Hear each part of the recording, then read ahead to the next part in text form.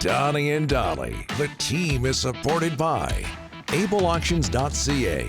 Closing your business? We can help. It is Friday, and all of today's guests, including Thomas Drance, standing by.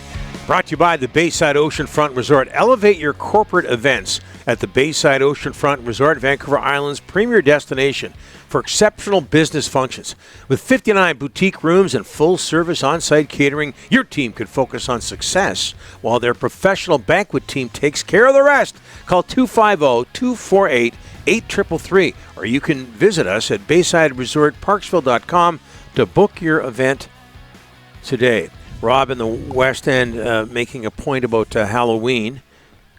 The bowl could be because the house could have a dog that they don't want disturbed. Oh, right. But yeah. You said every single place in your complex. Not everywhere, but like 90% or so. A lot of dogs there? I mean, they allow dogs? I don't see a ton of dogs around. I mean, I don't know. We have a dog. I grabbed the dog. My wife took care of the candy. There's a lot of people that say it's because they've gone out. They go to friends' place or whatever. They get the kids together, right? So you want to have do that after, you know? Well, no. If you want all the kids to trick or treat together. Oh, if you're going you know out what I'm saying? to trick or treat. Okay. Yeah. I thought you meant to a party. Yeah. Okay. I like to see the kids in their costumes. It's fun. Thomas Drance joining us now from The Athletic. Speaking of kids. Yeah. Sharks and Canucks tomorrow. How are you, sir? Doing well, gentlemen.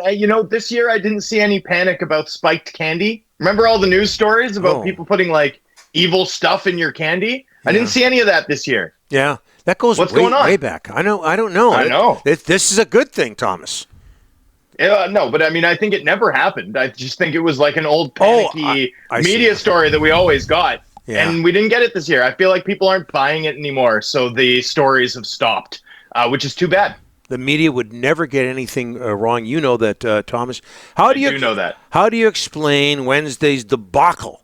6-0 loss to the New Jersey Devils by the Canucks at Rogers Arena.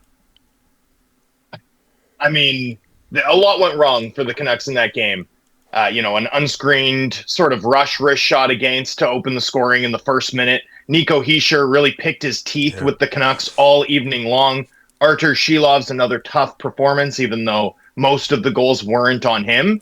And look, when the Canucks played Carolina and New Jersey this week at Rogers Arena, I mean, there looked like there was a speed gap between what those teams are capable of doing and what the Canucks are.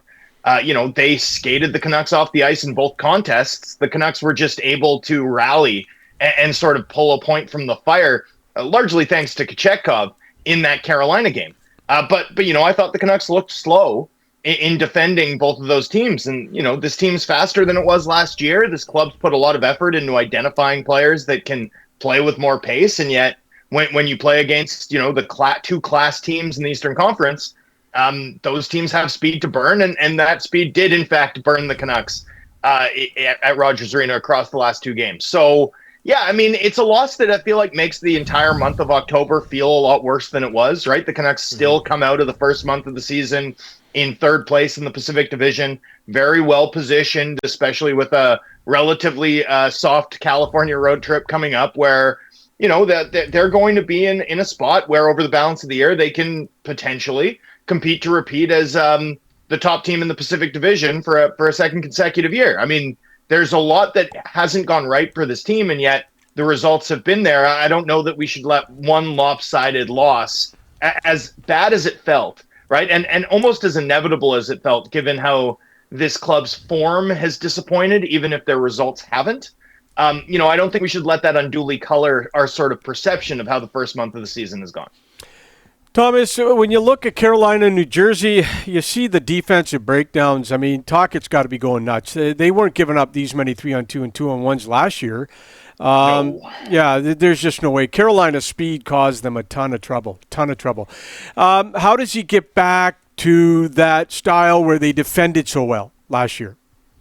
Well, look, it's an interesting one because this team's trying to evolve, Rick, right? And they're trying to evolve in an intelligent way by opening it up, like by being a little bit more willing to take some chances and generate offense. And one thing I'd point out is until this week, like until they faced Carolina and New Jersey, those rush chances against kind of weren't their defensive issue. The team hadn't been as good defensively, but what was Talkett's sort of watchword for why? We're not doing a good enough job protecting the guts of the ice, right? It was like on in-zone stuff, they were giving up opportunities down low. Even think about that Chicago game and all the point-blank stops that Kevin Lankinen had to pull out, right? I mean, that was sort of where the gaps were defensively. Surrendering chances off the rush was something they absolutely didn't do a year ago and really hadn't done this year until this past week. So it's almost like whack-a-mole. It's like they had another defensive issue that Tocchet was obsessing with, and another one has sort of sprung out of the machine in terms of their rush defense.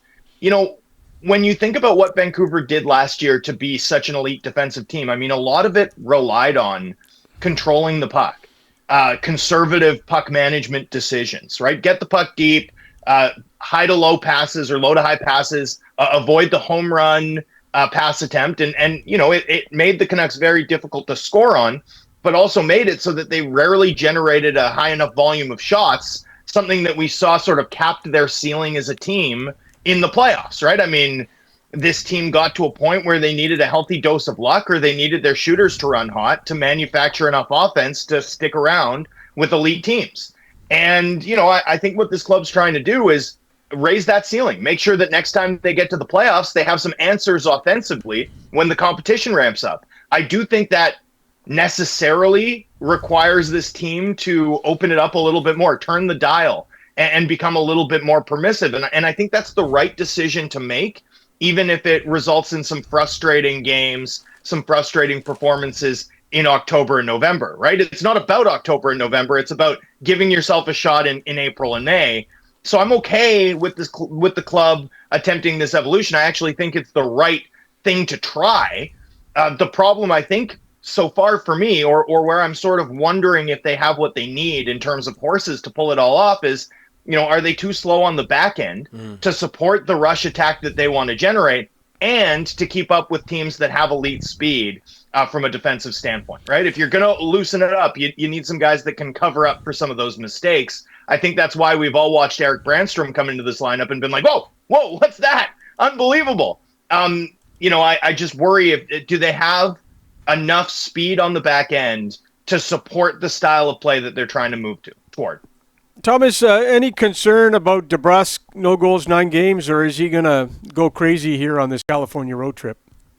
Yeah, look, I won't be surprised if he does. Jake DeBrusk has a profile of sort of one of those streakier type of top 6 wingers. You know, all but the most elite goal scorers tend to go through slumps like this, and then they burn hot, right? I mean, streaky is often a label that's applied in a pejorative sense at the NHL level, but like there are two sides of that coin, right? When you're in a cold streak, it can look bad. When you're in a hot streak, it can be a ton of fun. And so that might be sort of what we should expect from DeBrusk. But I will say, Rick, there's some concerns that I have that sort of go beyond that. I mean, we know what DeBrusk is. We know that he's a reliable, you know, top 6 scoring winger. I think there have been moments where he's done a little bit more and looked a little bit more dynamic, but there have been a lot of moments where that's not been the case, where he's just not generating enough. And so I sort of look through these first 9 games and I see a guy who's got, you know, 2 5-on-5 points and both are secondary assists. I see a guy who was brought in to play with Elias Pettersson, and the club's sort of gone away from that experiment pretty early in the season. You know, he's lost his spot on the first power play unit. And his shot rate is virtually non-existent. Like the only forward on this Canucks roster who's generating shots on goal at a lower rate than DeBrusk is through the month of October is Neil Zaman. I mean, that's concerning to me, right? So it's less about the goals and less about the points for me, and it's more about, you know, wanting to see him generate, wanting to see him get those chances, right? This isn't one of those cold streaks where it's like, well, he's getting chances. It's just, man, he can't buy a break, right? Like the chances haven't been there at a high enough rate. That to me is something I want to see change. So I believe it will. I think he's a good winger. I think there have been moments where you can see it, but it certainly hasn't been a dream start to his Canucks tenure. Okay, you've tackled this subject before. I just want you to focus on our next segment and our poll question, our waddling dog poll question. Sure. I think you'll enjoy it. It has to do with a certain number 40 who dressed up as Shaggy last night. Okay? Okay. Are you showing it on the screen, or do you expect me to know it? No. I do know it. Next segment. Okay. Well, you don't want me to chime in? Okay. In 1 minute. Oh. Chime in. The poll question is what? Waddling Dog, a poll question. Ryan, throw it up here. Okay. He's seen it. Okay. Well, I know, but our customers, our viewers and listeners haven't. Our good people of the Waddling Dog. Okay, so here you go. Rick, go. All right, this was Ryan's, by the way. Should the Canucks consider trading Pedersen? Yes, 39%, no, 61%, 1,400 votes. It's hopping, it's popping. So less than a minute, because you have tackled this subject before. Go. No, you tend not to win trades where you're sending the potentially elite piece for, a poo-poo platter of lesser assets to a rival team. It's been really frustrating. I get it.